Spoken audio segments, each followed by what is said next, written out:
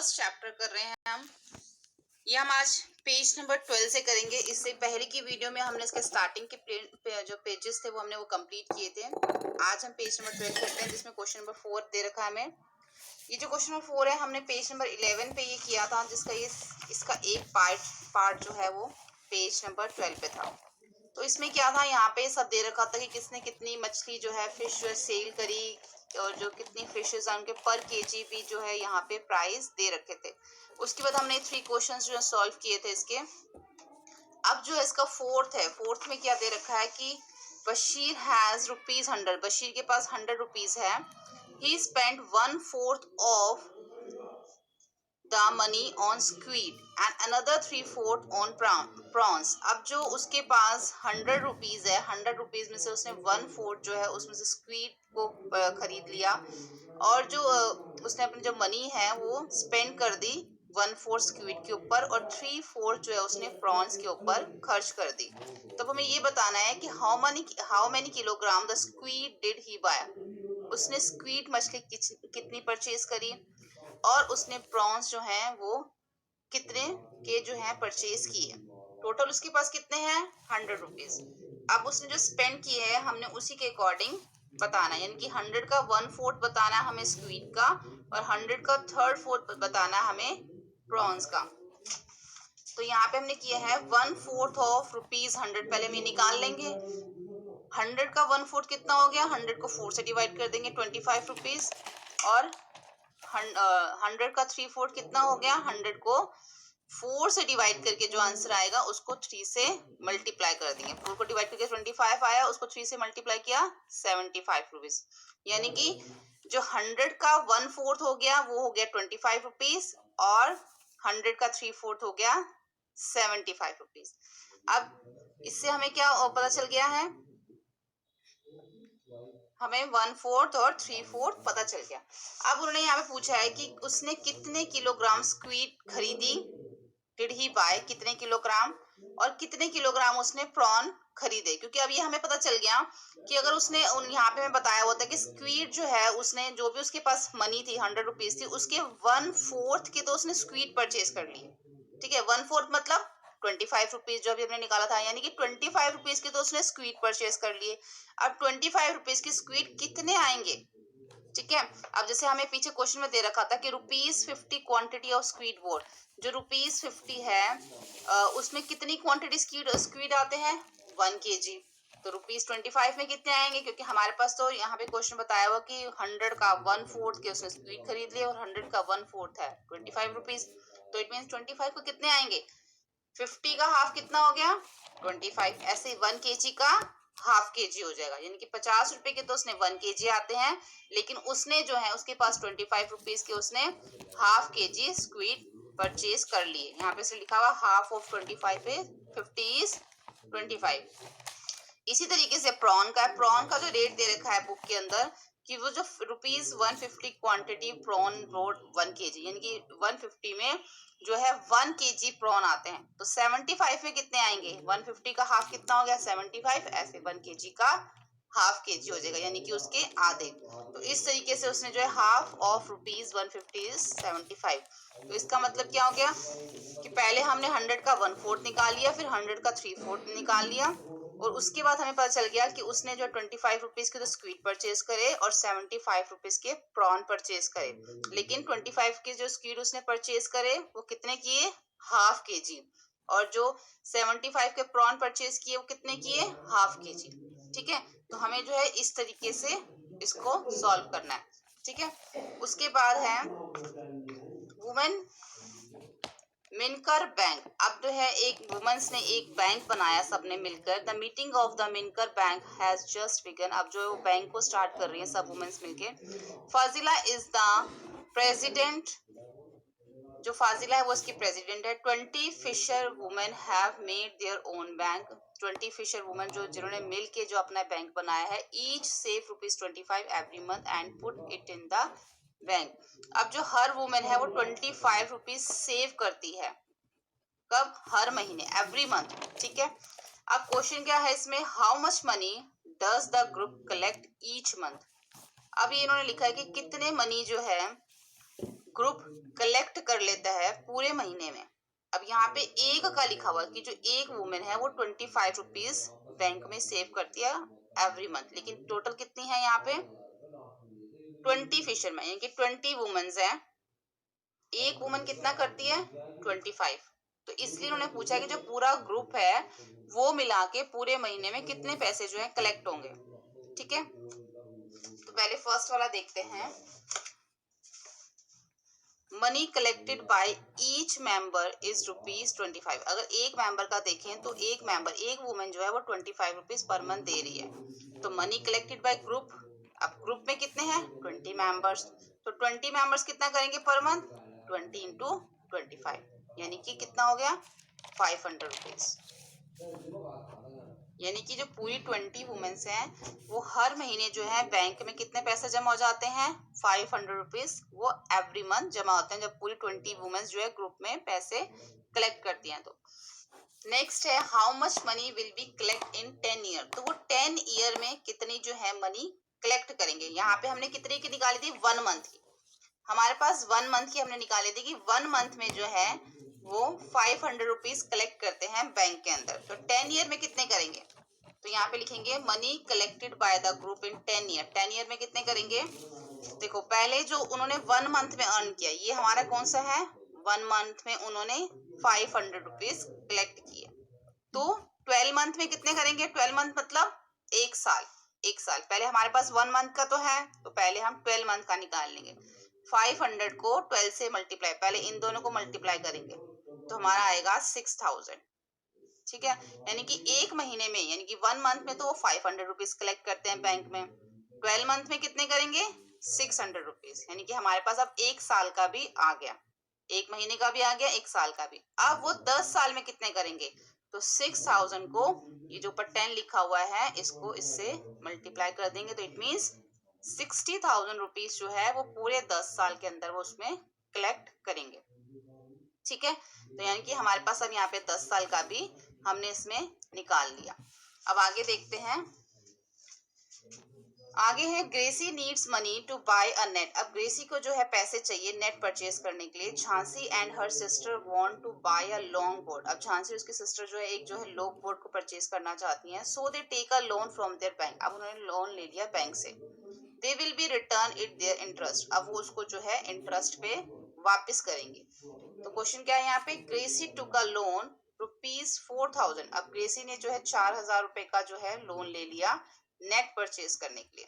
She paid back ₹345 per month for 1 year. अब वो एक साल तक बैंक को 345 रुपीज पे कर रही है। How much money did she पे बैक टू बैंक। अब उसने पूरे एक साल के अंदर कितने पैसे जो है बैंक में वापस किए, लिए उसने कितने हैं 4000, और वो पर मंथ यानी कि पूरे एक साल तक 345 रुपीज पे कर रही है।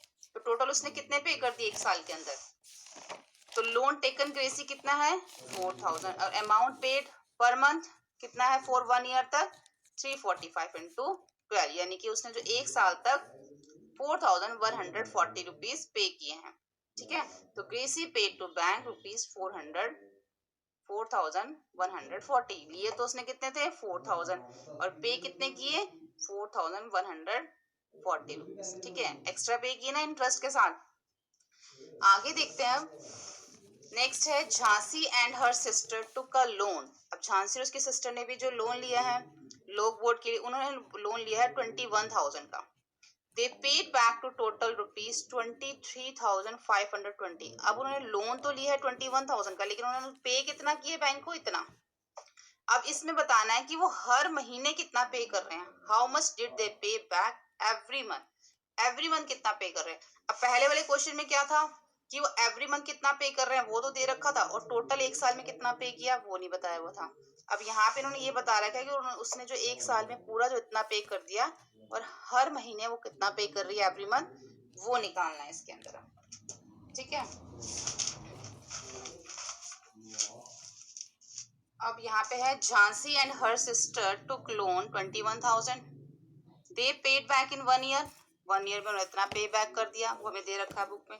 अब हर महीने कितना पे कर रहे हैं, तो हम हर महीने मतलब एक साल में उन्होंने कितना पे किया हर महीने तो एक साल में 12 मंथ्स होते हैं 1 ईयर में, तो इसको हम 12 से डिवाइड कर देंगे। तो 12 से डिवाइड करने के बाद कितना आया 1960 रुपीज, यानी कि वो हर महीने जो है पर मंथ जो है एवरी मंथ 1960 रुपीज पे कर रहे हैं। आपने इन दोनों को डिवाइड कर देना है, ठीक है।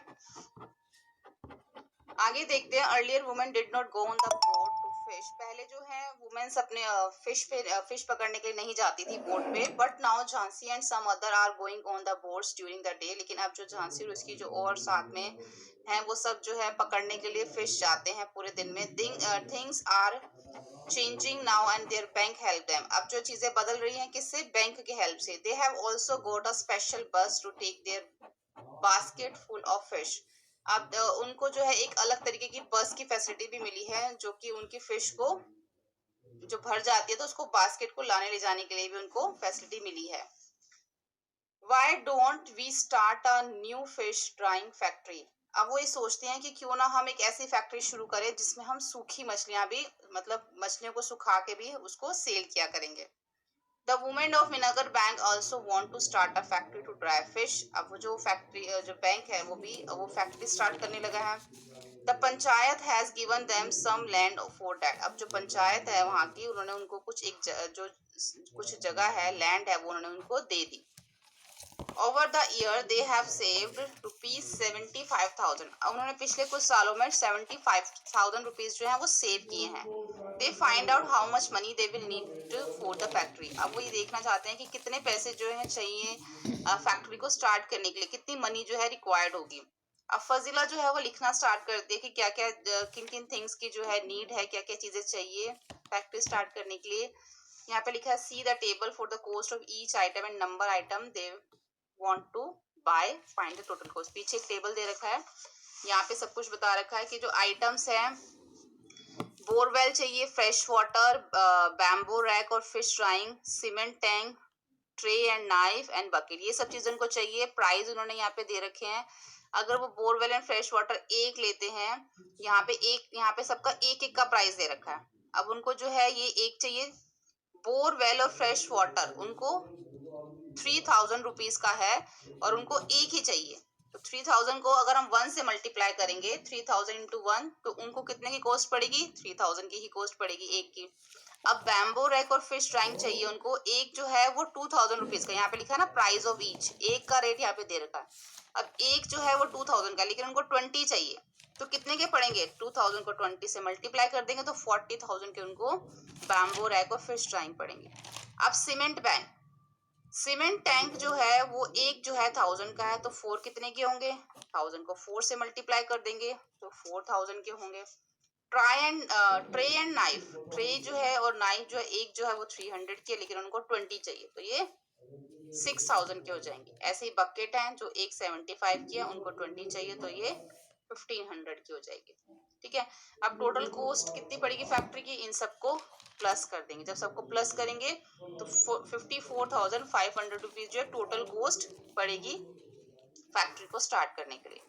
ठीक है। अब आगे है when fresh fish is dried it becomes 1/3 its weight.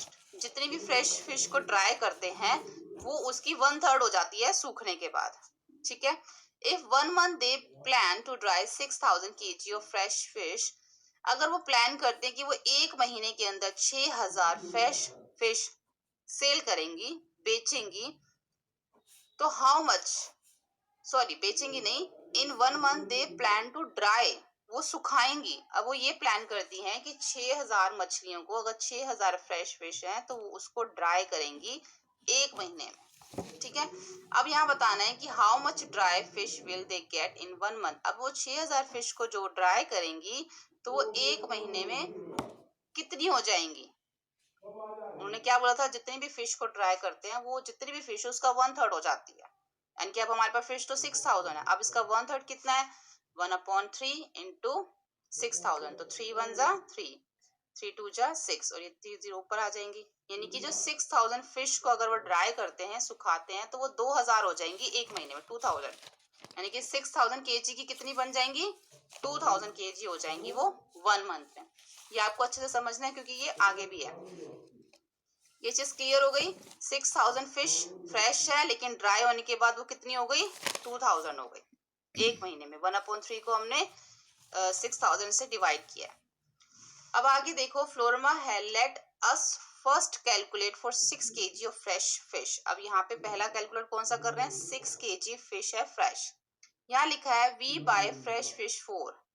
अगर आप फ्रेश फिश खरीदते हैं तो वो ₹15 की पड़ेगी पर केजी, 1 किलो। वी सेल ड्राई फिश, अगर ड्राई फिश सेल करते हैं तो वो 1 किलो पड़ेगी ₹70 की। ठीक है, आपने बहुत ध्यान से समझना है इसको। We dry 6 kg fresh fish to get dash kg dry fish. अब इसमें वो ये कह रहे हैं अगर 6 kg फ्रेश फिश है तो वो सूखने के बाद कितनी हो जाती है। जैसे यहाँ पे क्या था, 600 kg फ्रेश थी, तो सूखने के बाद कितनी हो जाती है, 2000। उसको किससे किया था डिवाइड, 1/3। ऐसे यहाँ पे करेंगे, अगर अब 6 kg है तो सूखने के बाद कितनी हो जाएगी, 2 kg, क्योंकि 6 को 3 से डिवाइड कर देंगे, क्योंकि उन्होंने हमें ऊपर दे ही रखा है कि वो 1/3 हो जाती है, तो हम इसलिए इसको 1/3 लिख लो या फिर आप 3 लिख लो, इससे आप इसको डिवाइड कर दो। तो सिंपल है, 6 kg फिश सूखने के बाद 2 kg हो जाएगी। आगे है for 6 kg fresh fish we have to pay. अगर हमें 6 kg फ्रेश फिश खरीदनी है तो हमें कितने पैसे देने पड़ेंगे। फ्रेश फिश का जो है पर केजी का यहाँ पे दे रखा है, 6 kg का हमें निकालना है, तो 6 into 15 पर केजी का कितना दे रखा है, 15। 6 into 15 इट मीन्स 90 रुपीज हमें पे करने पड़ेंगे 6 kg के लिए। We will sell 2 kg dry fish and get, अगर हम 2 kg ड्राई फिश को सेल करते हैं तो हमें कितने पैसे देने पड़ेंगे। यहाँ पे ड्राई का भी दे रखा है, पर केजी 70 है, तो 2 kg कितना होगा, 2 को 70 से मल्टीप्लाई कर देंगे, 140 रुपीज। अब ये आगे देखिए ध्यान से।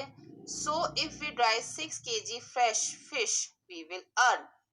अगर वो ये कह रहे हैं कि इफ वी ड्राई 6 kg, अगर 6 kg फ्रेश फिश को ड्राई किया जाए, 6 kg फ्रेश फिश को ड्राई किया जाए तो कितने पैसे कमा सकते हैं।